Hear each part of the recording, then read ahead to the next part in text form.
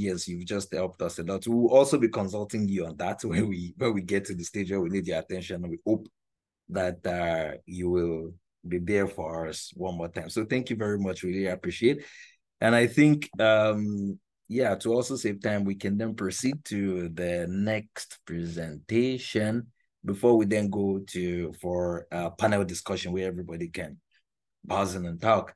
Yeah, so our next presenter will be talking specifically on, well, I said at the beginning that I am now a wildlife vet and is going in the wildlife direction now. So I'd like to invite Dr. Samuel Akpan to present. But before then, let me introduce him to you. He's an epidemiologist and an early career researcher. Yeah, he says he's an early career researcher, but if you look at his achievements, I wonder what his late career would look like. So yeah, he's a PhD candidate currently at Wageningen University in Netherlands.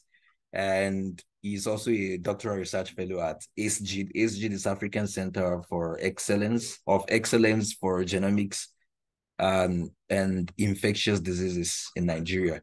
And also a doctoral researcher at One Health Center for Africa, HORICA, at International Livestock Research Institute, ILRI in Kenya. So he's an alumnus of Sustainability Center at the Lagos Business School, and he has received 2017 African Young Water and Sanitation Professional Research Grant, right? And he has close to a decade, 10 years, where we are still learning of experience in field epidemiology and research. And that is the person that is presenting next. You don't want to miss a word in the next presentation as well. Dr. Samuel, the floor is yours. Thank you so much, Dr. Dauda. Can you hear me? Yeah. Yes, loud and clear. We can hear you. Okay, thank you so much. Well, I feel this is a setup when I saw the schedule. How can you ask me to speak after Professor Fashina has spoken? This is a setup. But then we will try. Thank you so much, everyone, for attending. I must commend One Health in Action Initiative for what he's doing. And I must say I'm proud to be associated with this initiative. So without wasting much time, I would go ahead to share my screen.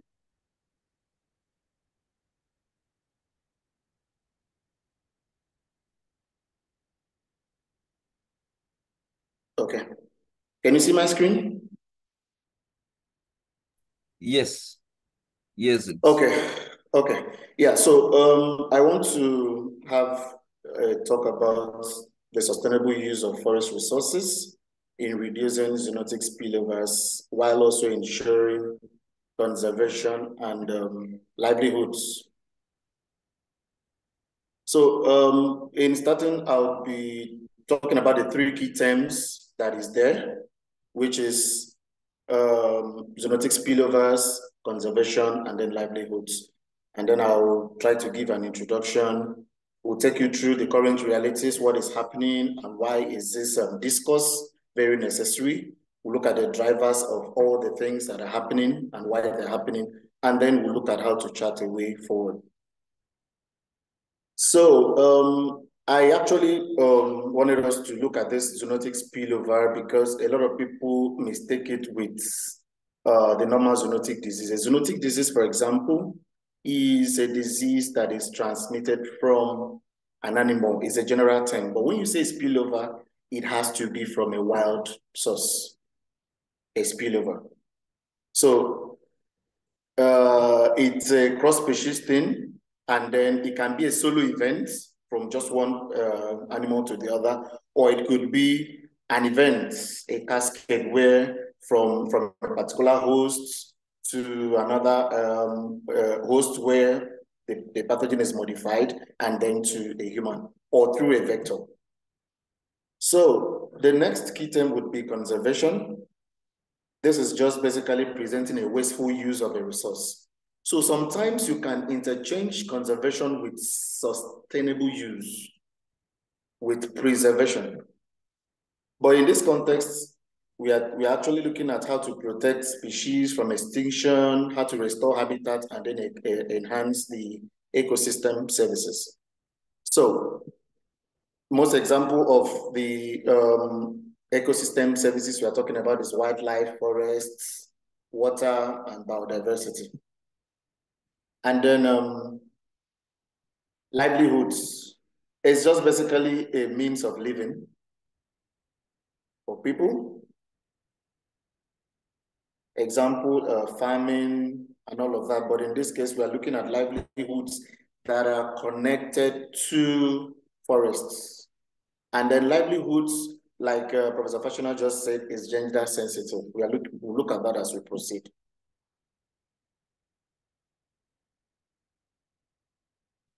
So, forests play a very vital role to support food security and livelihoods in Africa.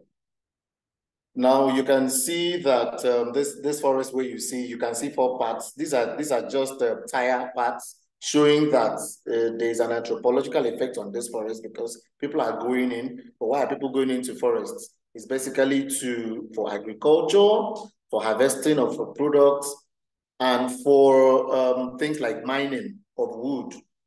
So forests are basically exploited for food, for fuel, and other marketable products.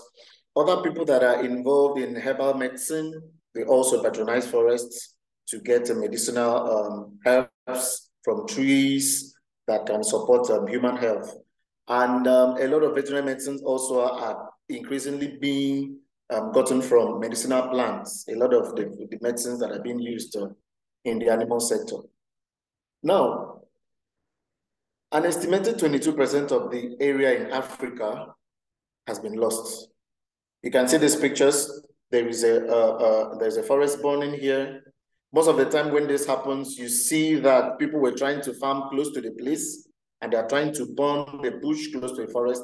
And then the forest fire just escalates and then goes into a forest. And people feel that there is nothing wrong with this. After all, it's just a forest. But today we learn that forests are not just forests. Forests are very important for the One Health thing, for survival of humans, animals, and even the environment. So indiscriminate use of forest resources have been contributed to zoonotic spillovers that have led to concerns on how do we balance the ecosystem.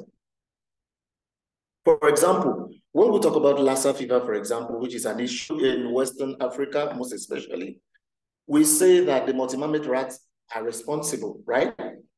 But then we encourage people to see, okay, can we can we kill mosquito, you understand, those rats? Can we trap them? Can we do? But that calls into question, do we conserve forest resources, which includes wildlife, because we want to end diseases, because we want to track diseases? That's a question for you and I. So you can see on the right-hand side, this is already a Bay Area, the effects of the fire. Now, these are the key spillover pathways, and this basically happens from from where my cursor is, maybe from, let's say, from the middle area to the left, basically happens mostly in the forests. Now you have the pathogens on the left-hand side, the fungi, your bacteria, your virus that are in the monkeys, the bats. Now, these pathogens undergo various processes. You can see that there's gene recombination going on, there's amplification, there's mutation, there's morphological alteration. All these go on in these reservoirs that are in the forest. And then there is a spillover. Remember the definition of the spillover I gave, there's a spillover to humans, either through contact or through activities. Now, this is a work that we tried to see in the last 20 years, how have indiscriminate use of forest resources affected human beings? How have it led to spillovers? How many diseases have we recorded? So you can see here that in the last 20 years, mostly we have about 8 diseases that have been reported, 8 spillover diseases in the last 20 years. You can see the frequency. You see Ebola was there in 2022. and then 2023, and then a little bit in 2024. You can see that. You can see the spread of Ebola almost every other year, almost every two years. The only space I'm seeing here for Ebola is between 2028, 2008 and 2012, and then 2024, it came back again. And then from 2016 to 2020 or thereabouts, it was maintained. And then you look at the spike of monkeypox in 2016, and then it went down towards 2018 to 2019, and then has been maintained through 2020 and the likes. These are just one of the current status that we have because of some of the things, some of the indiscriminate use of forest resources that we are talking about. Now, we went on from there to look at what countries have been affected. Look at the spread, where you have the green area as the countries that have been affected. 34 out of 53 countries have been affected. And we believe that there is more, because when we're doing this work in this review, we considered more articles or reports that were done in English. So it shows that we didn't actually capture the northern aspect of Africa, Morocco, Algeria, Libya, Egypt, and then some part of South Africa. But you can see that a large portion of Africa has been reported, there has been spillovers because of indiscriminate use of forest resources. Now, what are the drivers? We are talking about indiscriminate use of forest resources, unsustainable use of forest resources. What are the drivers? We'll look at land use change, wildlife hunting, research, and human-animal conflict. Now, there could be more, but these are the major ones that has been identified. So, land use change, what do we mean by land use change? Land use change is when you utilize a land for purposes other than what it was meant for. That is my own big definition. For example, like the picture that we see down here, they're trying to make roads, okay? Civilization, modernization, they're trying to build roads, and then you go into a forest, and then this was a forest area before now.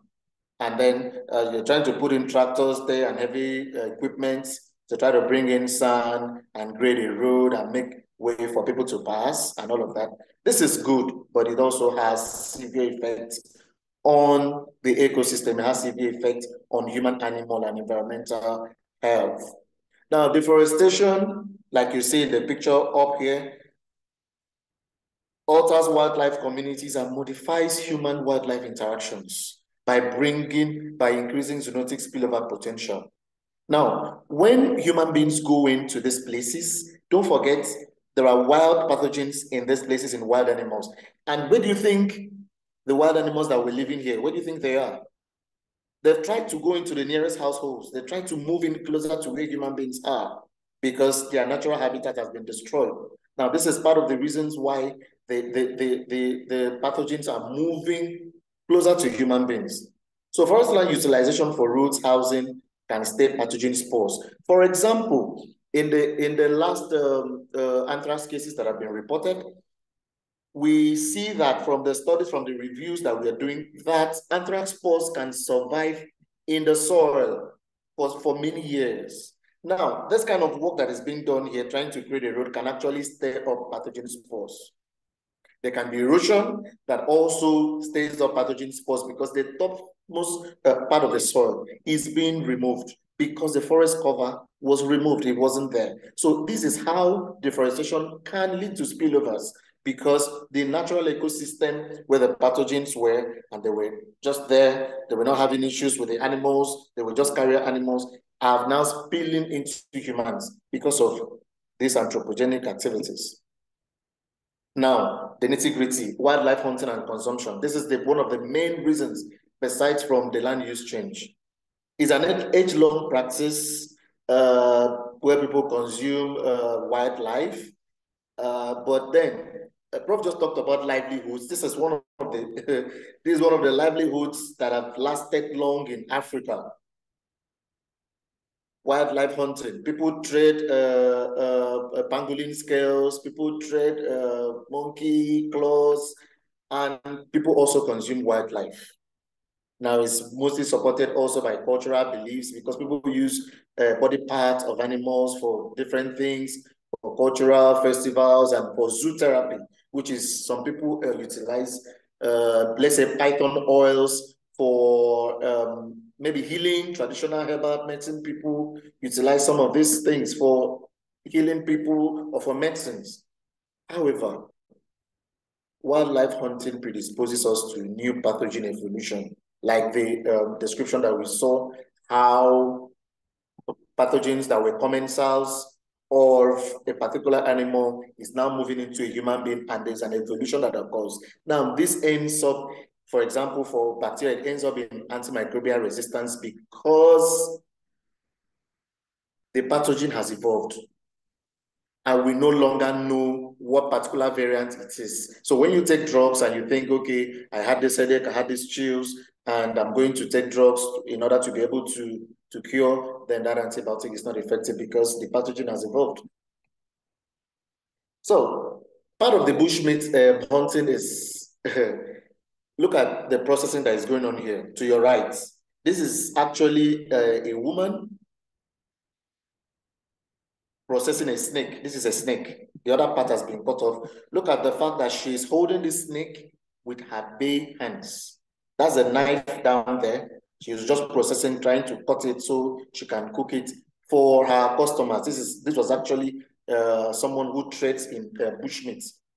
Now, imagine the load, the viral load of this snake, for example. Imagine the fact that she is using her bare hands. If she is having any sore or any part of her hands loses, the skin loses the integrity or there's a blood contact, that's a direct infection. Now look at the right-hand side too. This one is also cut. It's basically the same thing. Look at how she's holding it close to herself and processing and all of that. So these are typically animals that were far away in the forest, and you're bringing them closer to yourself, and you're holding them like this, and you're not wearing gloves, you're not wearing anything, and you're eating them. And I mean, another reason, another bad aspect of this is that bushmeat hunting, you understand, leads to wildlife extinction. Because when you keep hunting grasshoppers and the rest of them, over time, they're going to go down, down, down, down, down, and then because from a recent study we did, we found out that pangolins are gradually becoming very scarce, even in West Africa. Pangolins are scarce. Digs in Kenya are becoming, people are no longer finding them as much as they were doing before. Now, let's go to another driver, which is research. Now, to your left, you can see there's a bat. A researcher is trying to process a bat right here, probably for sentinel surveillance or viruses and all of that. But for this researcher to be able to do this, the animal had to be sacrificed. This bat had to be sacrificed. It's killed. To your right is a squirrel. A land squirrel is being dissected to be able to harvest the liver for studies. You find out that most of the studies that we do, you will need up to maybe 50 animals, 20 animals. Sometimes they do a cross section of 100 and something animals. Now, this raises ethical issues because we are not able to conserve most of them, and we are bringing them closer to ourselves, and we are killing them because we are trying to do research. Now, with these pictures, I tell a little story. This happened right in Nigeria. To your right, you can see people are sitting on a forest elephant. This is somewhere around Ogun State, where we call the Omo Forest. Now, because human beings were going into the forest to create farms and plant cocoa and the rest of them, you have these elephants straying into the forest. Can you still hear me? Sorry, am I still audible? We can hear you clearly, Dr. Akpan. Okay, thank you. Now, there was a conflict because these elephants strayed into a farm and attacked one of the farmers, and the farmers, some of them grouped, and then one of the times the elephant was coming back again, one of them shot this elephant and he died. Do you know what? Animals are also very intelligent. Now, there were 100 elephants in the Omo forest. Now, let's look at livelihoods. People visiting Omo Forest and wildlife parks is also one of the ways to raise money, also one of the ways to raise funds for income and all of that in terms of tourism. Now, these elephants, they were so angry, I would put it at that. They grouped together and 100 of them have migrated to a place called Itaoshin, just at the boundary of Lagos and Ogun State. The elephants have migrated. If you go to this Omo forest now around where we call the JP4 area forest reserve, you won't find them because they have migrated. And the area they are migrating to definitely has more human beings than where they were, because where they were was comfortable for them. But because of human-animal conflict, they have migrated. Now, with all this we've said, which way forward? What do we do? How do we manage this? How do we use the forest sustainably so that we can avoid spillovers and also ensure that the wildlife biodiversity is conserved? Now, we need to do reforestation. Now, in as much as we are creating roads, there is civilization, and we are building houses, we need to be able to find a way to estimate deficits. Okay, this is an area where logging has really been done, okay? Because there's a lot of logging going on in our forest right now.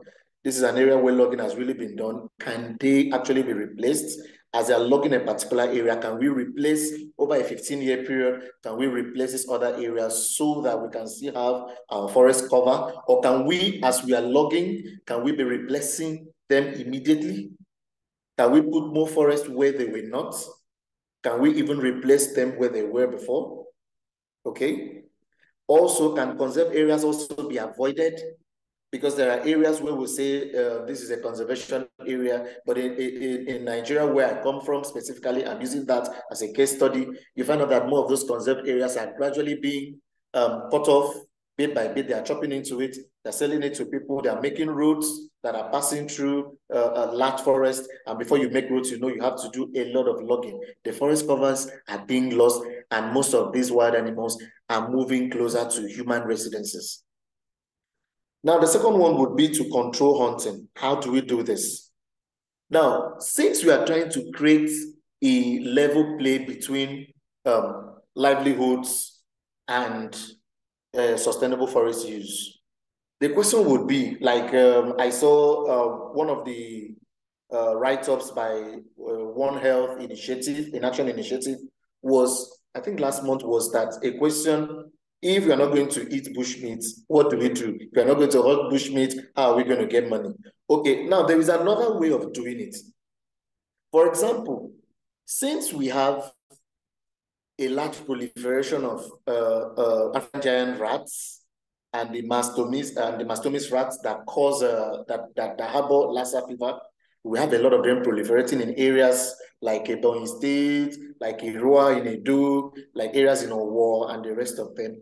Can we target, using the IUCN, by the IUCN I mean International Union for Conservation Network, can we target species that proliferate a lot, that are highly prolific, for example? That's number one.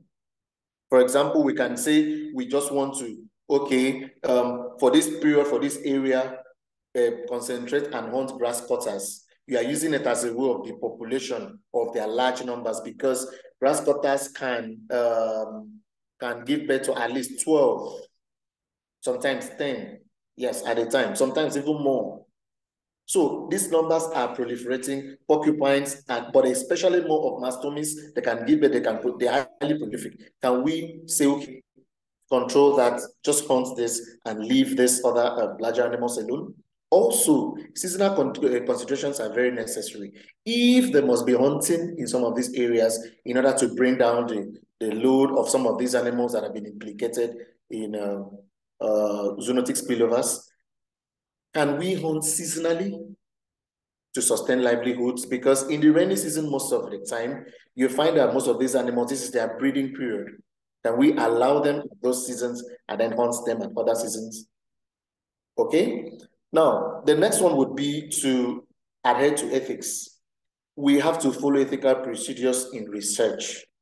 The world has moved away from you wanting to do research and then you are bringing in 100 grass cutters and you're sacrificing all of them because you want to harvest the liver, because you want to harvest this. There are ethical ways of taking, there are alternatives. You can take blood samples, or you can take scrapes, or you can take fecal samples, but we need to start engaging in capture and release and forest replacements. We need to keep doing this. We cannot keep killing and killing because we are researching.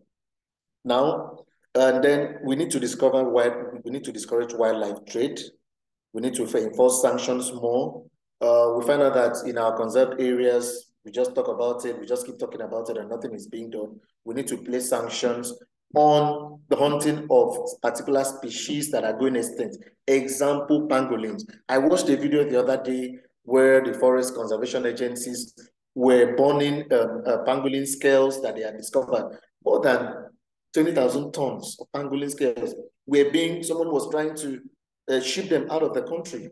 Now, for the pangolin scales to be gotten, that means they must have killed over 14,000 pangolins to be able to generate that volume of pangolin scales. So we need to encourage more of this, discourage more of the distance.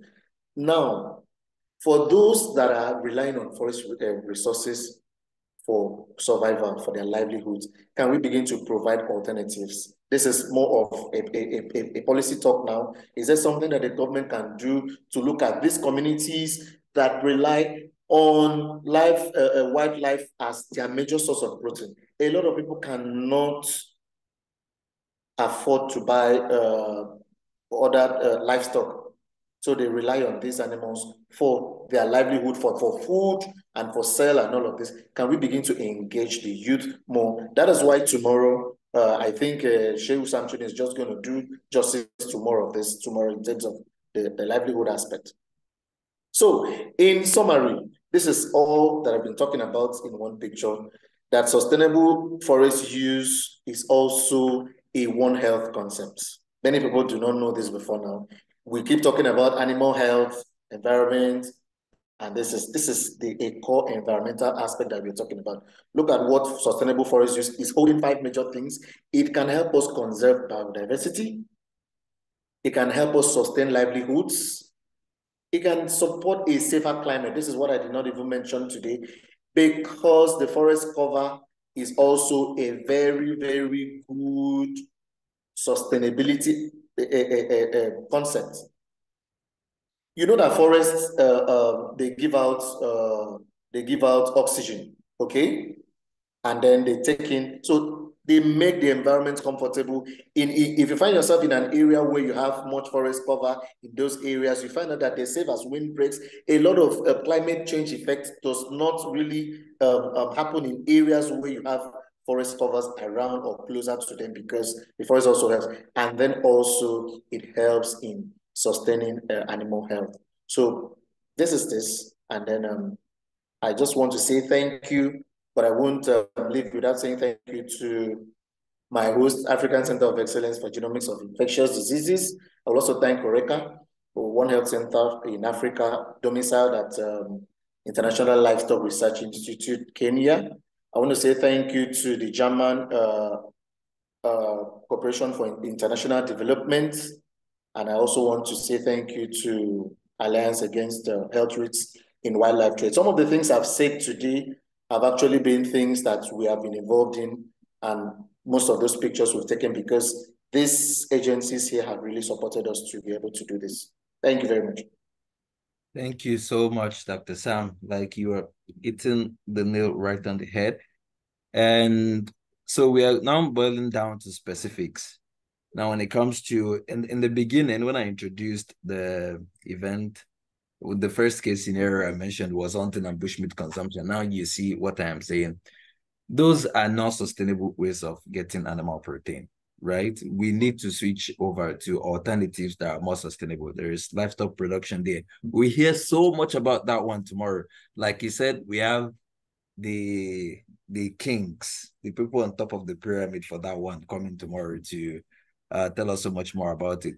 Thank you very much, Dr. Sam. Now is the part that reflects the theme of the conference, African Youth Dialogue. It's time for everybody to talk. So, before we go into the panel discussion, we'll be taking questions for Professor Fashina and Dr. Sam at the same time. So if you have a question, you can type it in the chat, or okay, somebody's raising Dr. S.O. Ochai, all right? You can unmute yourself and speak. You've been allowed. So you ask your question and tell us who you want to answer it. Shortly after that, we go straight into the panel discussion and everybody can raise their concerns. We want everything to come in. This is basically just the baseline for subsequent actions and dialogues. Like we said, this won't be the last. So I'm seeing two hands up. So which I please unmute yourself and speak. Let me know if you're unable to do that. Okay. All right, thank you, Samuel. Yeah. Can you hear me? Yes. No, I want to first thank the speakers for such insightful presentations. And also to my boss, Prof. Fashina. He has been my boss since so many years ago. So I want to just use this opportunity to say hi to him. But then I have some comments or some things that might require clarifications, especially for the second speaker. So the first one is about the issue of using firewood, for example. So in most rural areas, the reason why people use firewood from so many research that we have seen, especially in Southern Africa, is that people use firewood not because of how expensive other alternatives are, but just simply because of cultural beliefs. So there was a study where we realized that, in fact, we went for a community engagement activity and we spoke to rural dwellers, trying to shift their mind from using firewood, especially around the Kruger National Park in South Africa. And they mentioned the reason why they use firewood is because whenever they cook with firewood, it tastes better. So for such people, how do you convince them to say, no, you can stop using firewood and use maybe a kerosene stove or electricity if they have that? How do you convince such people? And then the second thing is you mentioned about seeking other wildlife that proliferate faster. And I actually find that a bit disturbing in the sense that with the increasing number of humans, there will also be a lot of pressure on that species. So I wanted to ask, instead of shifting to another species, is it not better to switch to, if the community is so interested in consuming wildlife, why not we switch to wildlife farming as is done in other climes? I would like to get your feedback on that. Okay, thank you very much. I guess you're from Kenya? Ochai? No. I'm from Nigeria, but then I've done some work in Southern Africa. Okay, thank you very much. So let me start from that last concern. Now, rearing wildlife has ethical issues. There are ethical concerns to it. Though it looks really nice, but there are ethical concerns to it because wildlife is supposed not to be captive. Rearing wildlife means you're going to have to build a place for them and try to control them in such a way that they are not moving out of that place. And then welfare concerns, because at the end of the day, you are planning to kill them. We are looking at sustainability, making things more natural. Okay, so that's a concern with trying to rear wildlife for consumption. Now, why I suggested the moving to wildlife that are proliferating more faster is also because you're trying to kill two birds with one hand, with a stone, because while you're still, okay, waiting for the government to say, okay, we are going to move these people, we are going to provide alternative means of proteins, you're not, the human aspect is that it's not easy for you to convince people to leave what they have been doing. The highest you can do is to see how you can move them to safer alternatives and just keep moving to safer alternatives until there is a definite solution to this issue of wildlife consumption. Because, for example, I did give an example where mastomys rats are proliferating so much in certain areas in rainy season, especially around rice fields, swampy areas of Edo State, Ebonyi, some aspect of West Africa, and all of that. And then you need to really, when you are also targeting control of diseases, you also need to target the vector in the wild. Now, what are we going to do about this? That's one. Then two, I'm just attempting to answer the questions. Others can also make their own contribution. In the aspect of using firewood to cook, I think it still has to do with stakeholder engagement and then the willpower of the government to be able to see how they can subsidize and make other alternative means more conducive for the people to be able to afford, because definitely people love to cook with firewood more and more because they say the food tastes better and all of that. But those are just cultural beliefs. Trust me, if human beings have better alternatives, they will move, they will move. So convincing them is not an issue. The issue is that we do not have better alternatives now because kerosene prices, petrol prices, and the rest of the implement they need to use is on the high side. And then they have wood, which is natural behind them. So why wouldn't they use it? So this has to do with the government looking for more proactive ways of crashing down prices of certain implements so that our environment can be conserved. Over. Sorry, can I just comment on that? So Okay. in that same study I was talking about, the government actually provided alternative stoves for the people at subsidized prices, but then the people were not using them. That was what necessitated stakeholder engagement. And then we realized at that point that the cultural belief was more important than anything to them. So it is not about alternatives. If you are going to provide them alternatives, you have to provide them what will be almost similar to what they are getting from the firewood. So what we decided to do, we realized that, like Prof mentioned earlier, is to bring in the social scientists that were able to bring the social and behavioral change component of it. And then even though when I left, that process is still on because we realized it's not something that can happen just overnight. It's a behavior change. So I think for most people, it's not necessarily, in some places, I agree with you that it's because those are the cheap alternatives, while in some places it's more cultural than economic. All right. Thank you so Thank much. you very much, Thank you. So Ucha. That was a very nice question and input. So, well, I'm also in the wildlife space now, so that means I would like to, chip in a little bit. So there are two things I picked from this, like two things that are very important. Number one, the involvement of government. Yeah, so government has to step in a way that will I'm not saying being forceful, but a very proactive manner such that the people we understand that this has to happen. We have to move from heavy use of firewood to some other means, right? So in that, if government is really serious or if they really meant to do something, they can collaborate with foreign agencies and donors and subsidize um other means of energy generation or power generation or fire for their food and everything in that particular area, at least for a length of time until it becomes a norm in that place. So that can also aid the behavioral change that we are looking at. That is one.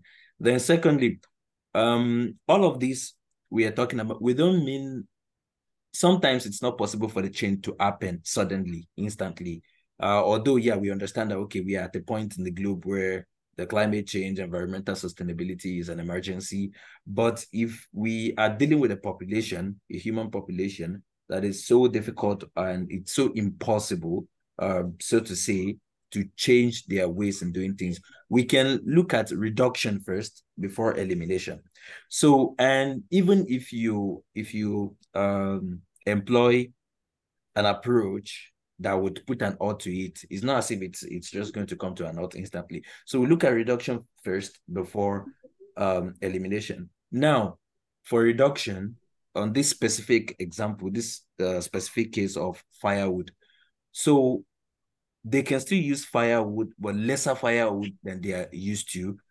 There is a stove now that is being constructed because I was at the conference recently, and one of our partners in Ivory Coast mentioned this as a problem. So they are going for this reduction first. And the reduction method they employed is there is a stove that is designed to generate more heat, more firepower from fewer firewood, fewer biomass. So you use less biomass to produce more energy for your cooking or whatever you need it for. So in such places, you can introduce those systems like the reduction before you now go for, okay, I mean, if they can embrace the stove, I think they will also look into, okay, if I can be more efficient with this kind of stove, use less of a, okay, maybe this is better, maybe this is better. You have to induce that doubt in the mind of the people before you talk of now changing them. So that will be all. Thank you very much. Any question for Professor Fashina? I'm expect Tesfahun from Ethiopia. Please go ahead. You can unmute yourself and speak. Ask your question. Okay, I hope that I'm audible. Yes, you're audible. We can hear you. Thank you so much. First of all, I would like to thank Dr. Daula for scheduling this opportunity for us to collaborate. And the second, thanks so much for Professor Fasuna and Dr. Sam, since these types of opportunity and collaboration with each other in dialogue conference and different symposium in One Health empowers from grassroots to national or global level. And so that, thank you so much. And I have two questions. The first question is for Professor Fasina. That is, most of the time, for improvement or advancement of One Healthy, it need to be done in a rural community as well as an urban community. But most of the time, resource mobilization and resource allocation are most of the time at the center or centralized. But the real challenge or the main challenge for One Health is at a grassroots, especially for rural community, so that in today's world, how we can overcome this. Since I know more of the experience about rural community, since I'm in rural community, when I compare the action of different organization, whether local level organization, national level organization, or global level organization, no more actions are done as a story when you compare from the past. It's no more action is done to ensure One Health in rural community. I know that the action is also not mostly fulfilled for urban, but there is a great difference between for urban and rural. So how we can overcome this challenge for rural community? This one is for Professor Fasna. The second question is for Daula, as you are executive director or the founding of this One Health Action Initiative. I am eager or interested to hear from you your story of achievement. I hope that you started from grassroots and you reaching to Africa as well as globally. So your sharing of your experience empower like us and other veterinarians to do more in their community as well as in their nation. Since I tell to you my story last year when I trained and certified as UPG sustainability leader. I have a project on One Health at grassroots.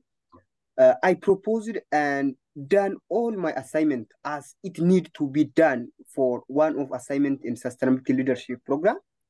Then paperwork, after finishing paperwork, I search and seek for different groups of community or different individual for collaboration. But at the time, I hadn't got someone for collaboration and much more.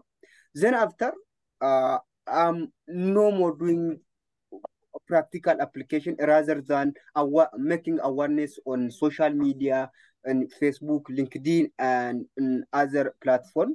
Beyond that, I'm not done everything practically. So I need to I need or interested to accept your experience or sharing your experience for your achievement. Thank you so much. All right, thank you very much. Deeply appreciated. Uh, Prof, your question came first. Would you like to go first? Yes. Yeah, thank you very much, Teswe. I think your question is very apt. And you know, in my concluding remark, I mentioned one of the experiments we carried out in Kenya, wherein we know that normally, you know, because of the structure of the governance system, typically when international donor agency come, they have to speak with the national government first. And then from there, they will plan on how to integrate development into the country. And this is why, in most cases, you see that most of those funds also are centralized, which, as you rightly pointed out, is not supposed to be so. Because at the front line, at the people level, is where the real action is taking place. That's where you have challenges. That's where you're having the disease. That's where you're having action that need to be taken. So one of the things you need to do is that the national government need to begin to think of whole of society approach to designing program. And that is why I mentioned this issue of co-creation. Like that particular 5-year development plan we did for Kenya before I left Kenya, we actually bring about 60% of all the participants from the rural area, including from pastoralists, including from community leaders, faith-based leader, the local government officials, and then the remaining 40% were from between the academia and the national government. We have protestation from the national government, I must tell you, and every change, you know, definitely we attract protestation. So the national government felt, no, you cannot push our program and push it to the front line. But we said, well, you know, these are the real people with the real issue. And through that approach, we were able to design a program that now fits into both the rural and the urban. And for example, the national government will be more interested in maybe having meeting at fancy hotel, designing new document, designing new program and all those things. Meanwhile, the front line wants something that can bring action right at the front line. So you have to look at it that way. And so we were able to bring in that one. And we also brought in our development partner into the program. So USAID was in that meeting. The Fleming Fund was in that meeting and a few others. And they saw clearly that, oh, the action actually need to be happening at the front line. So when we were putting together the list of new program we carry out for 2022-2023 year, the USAID insisted that where are the program that you want to do at the front line? They want to see it in the list of program we've designed. So we have to show them this one goes to the front line. And in terms of capacity development alone, we assigned over $100,000 to train people from the front line using the eServet program. So these are some of the things you need to begin to push. I know it's a difficult discussion because as you push, the people at the national and central level want to push back. But it's an ongoing discussion that you need to keep pushing on, and we hope that they will buy in and then you can have some action taking place at the front line. Thank you. Thank you very, very much, sir. I will narrate my experience in terms of one implementation, then we can proceed to the panel discussion. Our panelists are bothering me already. They want to step up. All right, so Tesfaun, presently, One Earth in Action initiative is very young. We don't have a track record of like physical engagement yet, but from my personal experience, I can share a few tips with you. So before you commence, when you're in an area and you're looking at a problem, you have to be very specific. You define the geographical location, and then in defining your problem, do not assume people's problem for them. Yeah. So in defining your problem, it has to be people-centered. You have to ask them. For example, if water is the problem in a particular place, you have, okay, what are your sources of water? Why do you like getting water from these sources? What are the alternatives? Why you using them? And so that you get to understand what solutions. From there, you can also get to understand what solutions will work and will not work. What is it that they are willing to admit before you do? Because the One Earth itself is collaborative. Collaboration is one of the pillars, right? So you don't design solutions to problems that you think about in your head. You design problems to solutions that are from the people. So you work with them at the point of identifying the problem and at the point of creating the solution. So when in working with them, you'll be able to pinpoint the stakeholders. Because most of the time, from a personal experience, when you engage people on a particular problem they've been facing, the trend is at some point to come out, or when you ask, okay, has anybody tried to do anything, then they will tell you efforts that have been made by the government, by NGOs in the past, and they will try to even tell you to the specifics, this is exactly what they do. So from there, you now know, okay, what and what failed in the past, or what and what succeeded. So that is the beginning of the whole process, right? So when you've now mapped out the stakeholders, when you've identified the problem properly in a baseline studies or a baseline participatory approach, then you move to co-creation that Professor Fashion said. So you now sit down with the stakeholders, and then you make your proposal of, okay, this is the solution we want. How do you want it to look like? What are the modifications you want to it? How do you want it to suit you? Or do you have other alternatives? That way, people will accept whatever One Health solution you are bringing, and you're carrying them along, which means you're also inherently implementing One Health in your efforts to really create a solution to the problem. So then the third phase, in execution, you also have to carry them along. If they give you ideas on how to solve the problem, you don't go behind them solving the problem. Then when because ideally it's a cycle, and